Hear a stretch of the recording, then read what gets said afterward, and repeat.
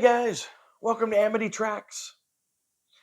We had a pretty good response to our previous video where we covered the nominees for the class of 2023 in the Rock and Roll Hall of Fame. So I thought it would be kind of fun to do a follow up where we talk about snubs. Anyone who follows the Rock and Roll Hall of Fame has their own personal list of snubs, artists who inexplicably are not in the Rock and Roll Hall of Fame and should be. So it's always fun to rant.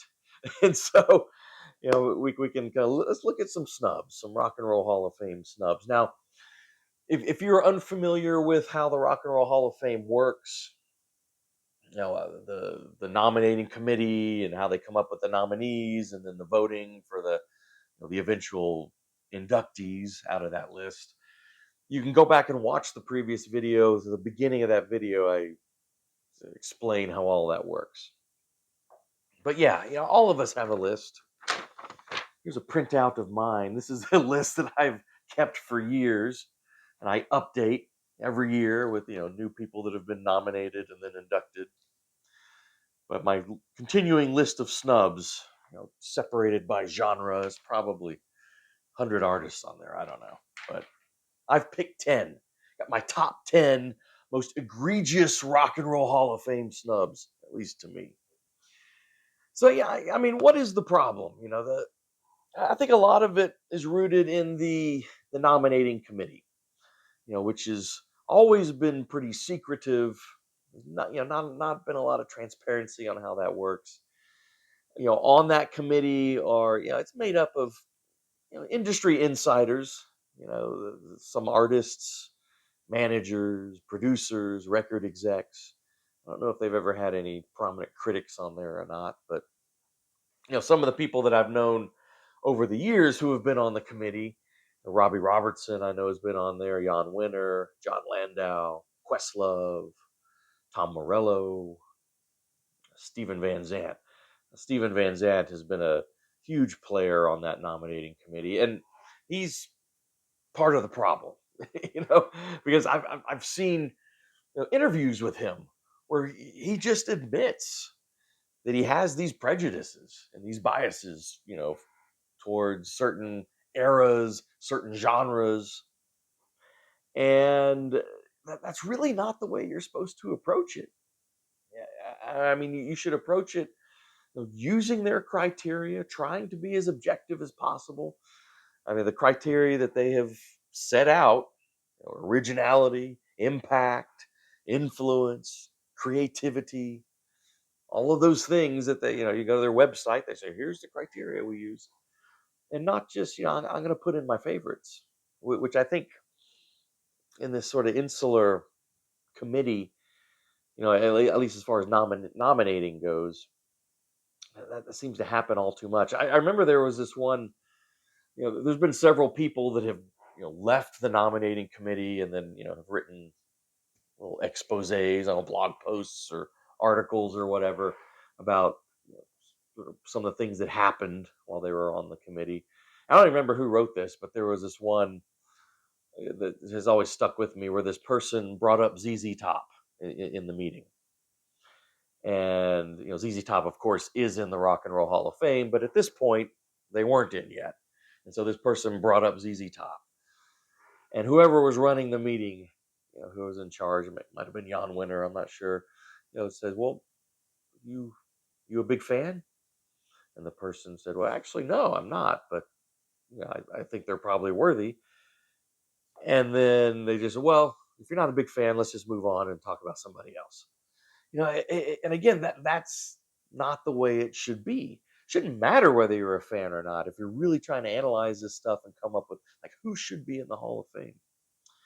And there are these traditionally snubbed genres: metal, progressive rock. And for a long time, the 80s, where, Steven Van Zandt, as I said before, was very public about how he thinks most of the 80s was garbage.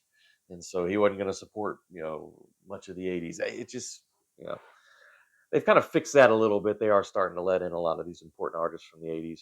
I mean,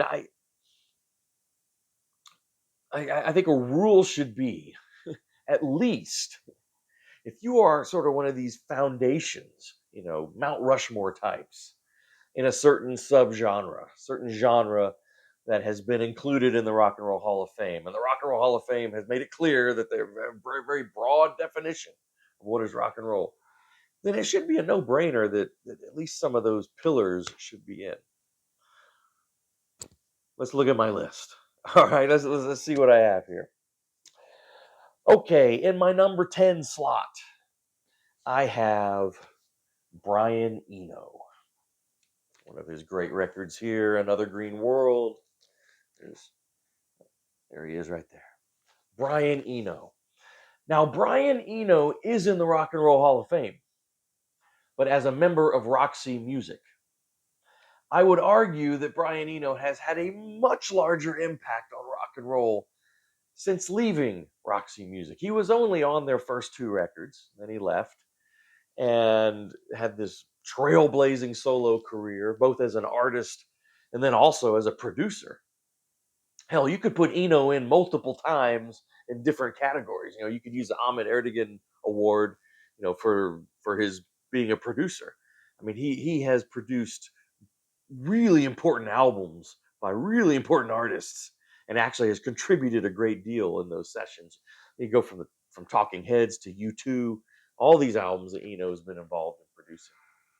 Or look at his solo work. I mean, he practically invented the genre of ambient music, right, in the 70s, music for airports and all that kind of stuff.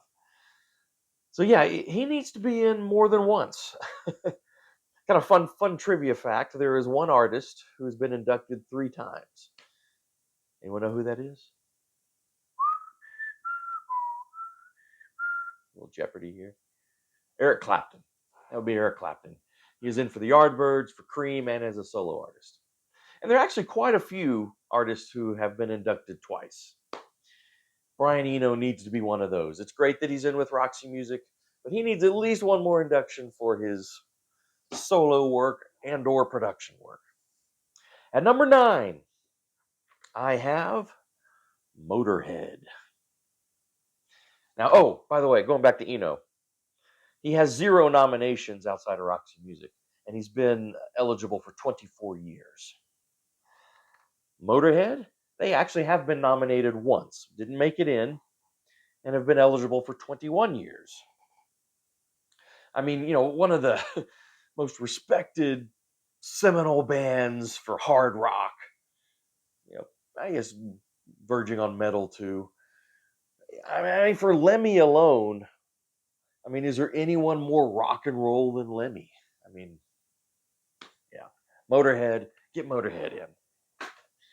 Number 8, I have a band who's been nominated once, did not get in. They have been eligible for 17 years. I have a little more hope for them that I think they'll make it in at some point. Talking about The Replacements. I mean, one of the huge sort of alternative bands in the 80s, who really influenced a ton of people coming after Paul Westerberg and the other guys in this band, hugely influential. The Replacements need to get in. Another band that needs to get in, a band that has 0 nominations but has been eligible for 26 years, and a band that greatly influenced the Replacements, so much so that the Replacements have a song. Actually, it's a song about, and the song title is the leader of this band, Big Star. Talking about Alex Chilton, of course, but Alex Chilton, Chris Bell, the other guys, they are as the quartet. Big Star. I'm probably one of the most, most celebrated cult bands ever. One of the pioneering bands in power pop.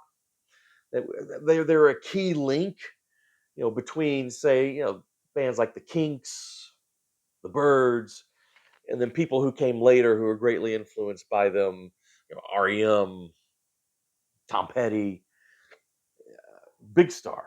I mean, one of the power pop foundations, right? Get them in, at least nominate them. Although, I don't know if the the larger voting body would be smart enough to actually vote them in, but who knows? All right, number 6, a shockingly a band with 0 nominations, but has been eligible for 30 years. This is a group you hear a lot of people bring up every time when they're talking about Snubs. Jethro Tull. I mean, pioneering band in progressive rock, hard rock, classic rock, multiple genres, all over the radio, at least classic rock radio. You know, I mean, it's interesting about Jethro Tull. I'm not even a huge fan. I mean, I've got some of their, I've got like a handful of their really important records. I've got some good hits records, but like I said before, that doesn't matter. It is just obvious that they are, definitely worthy of the Rock and Roll Hall of Fame. Should have been in a long time ago. It's been 30 years that they've been eligible. Another band. Now, this band actually has been nominated twice. I'm pretty shocked that they're not in. They've been eligible for 15 years. I still think they're going to get in. That's one of these days. The Smiths. The Smiths. Yeah, I mean, one of the most important bands of the 80s, one of the most influential bands coming out of the 80s. So, yeah, I mean, you maybe call them alternative in the 80s, but they also had a lot of mainstream success too. And just, again, carrying forward that jingly jangly, but then, you got Morrissey, with those lyrics. And I mean, the Smiths need to be in. Surprised that they weren't. When they were nominated, I really thought they were going to get in. Another band, actually 2 bands, but they have been jointly nominated for the first time this year. So I have hope that they'll get in this year, but they're not in yet, so they're still eligible as a snub, right? They have been eligible. Well, I'm talking about Joy Division, New Order, right? Joy Division and New Order. If you want more of an explanation of them, again, I kind of talk about them in my previous video when we go over these nominations. But Joy Division, Joy Division has been eligible for 20 years. New Order has been eligible for 17 years. Yeah, this is a great compilation, by the way. It's called Total. So it's a 2-record set. Side A is Joy Division stuff, and then side B, C, and D are all New Order stuff. It's kind of cool combining them in one comp. But anyway, I mean, both, whatever iteration, Joy Division, New Order, both incredibly influential. New Order especially. I mean, on dance music, and it's just incalculable, the influence, and maybe even more influential today than ever, as far as what you hear on the radio and all that. I mean, I'm glad they were finally nominated. Get them in. Number 3 is a band also that was nominated this year. This will be their second nomination. Shocking they're not in. They've been eligible for 19 years. Again, if you're looking at Mount Rushmore of different genres, these guys are on the Rushmore, I think, of metal. Talking about Iron Maiden, of course. Uh, Again, the Rock Hall has been very dismissive of certain genres. Metal is one. It's taken a long time for even top tier, really important metal bands to get. It took forever for Black Sabbath to get in. They finally backdoored Judas Priest in last year, through the musical excellence category, which they've been using as a backdoor lately. But Iron Maiden, yeah, I mean, no brainer. Embarrassing that they're not in. Should be embarrassing for the Hall. Speaking of embarrassing, my number 2, I am a huge fan of. 0 nominations. They have yet to be nominated. They've been eligible for 29 years. 29 years. King Crimson. Here's kind of a more recent iteration of King Crimson. King Crimson. Again, if you're putting Rushmore, Mount Rushmore of different genres, progressive rock, I mean, they are up there with the essential bands of progressive rock. And again, like I said with Maiden and metal, It took them way too long to put Yes in, to put Genesis in, put Rush in, and Crimson is yet to go in. And as I said, Jethro Tull is yet to go in with no nominations. No Emerson, Lake and Palmer. Oh yeah, I mean, yeah, the Rock Hall has been pretty harsh with, and sort of I think just grudgingly acknowledged some progressive rock, and the fact that King Crimson has not been. It's absurd. It's absurd. I tell you. Here's something even more. I don't know, even more absurd, but also absurd. My number one choice, my number one pick, is a guy who has been nominated twice. But it's been a long time since he was nominated. He's nominated a long time ago. Been eligible for 40 years. 40 years. Link Ray, an absolute pioneer on the guitar. The guitar, which is, the symbol of rock and roll. I think, the premier instrument in rock and roll, and a guy who basically anyone who picked up an electric guitar after him, he influenced, whether they know it or not. This is I'm just listening to this comp. This two record comp, the rumbling guitar sound of Link Ray, um, double album of just classics, mostly instrumental. I mean, Rumble like ground zero for, you know gritty, distorted electric guitar. It just,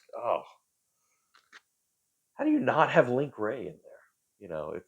If the guitar matters at all to rock and roll, and Link Ray was just one of the coolest dudes. I mean, look at that guy. Look at that guy. There you go. There's my top 10 uh, snubs for the Rock and Roll Hall of Fame. Like I said, I got a lot more. I'm sure you got a lot more. So once you put that stuff in the comments, let's talk snubs. So in the comments, who else is an egregious snub in the Rock and Roll Hall of Fame? Put them in the comments. Let's talk about it. Let's keep talking about this. All right, this is 2 videos in a row on the Rock Hall. I'm going to get off of the Rock Hall after this. We'll move on to other things. I don't know what I got coming up after this one, but something good. I've got several good rankings, new artist rankings in the pipeline. We'll see. I don't know, something coming up. Anyway, if you enjoy our content here, which I hope you do, please do subscribe. It really does help us out. Helps us do what we want to do. Thank you to those of you who have subscribed, who've been with us for a while, or who just got on board. We appreciate it. Like the videos if you do like them, and hit the bell for notifications, all that great stuff. And we'll see you next time on Amity Tracks.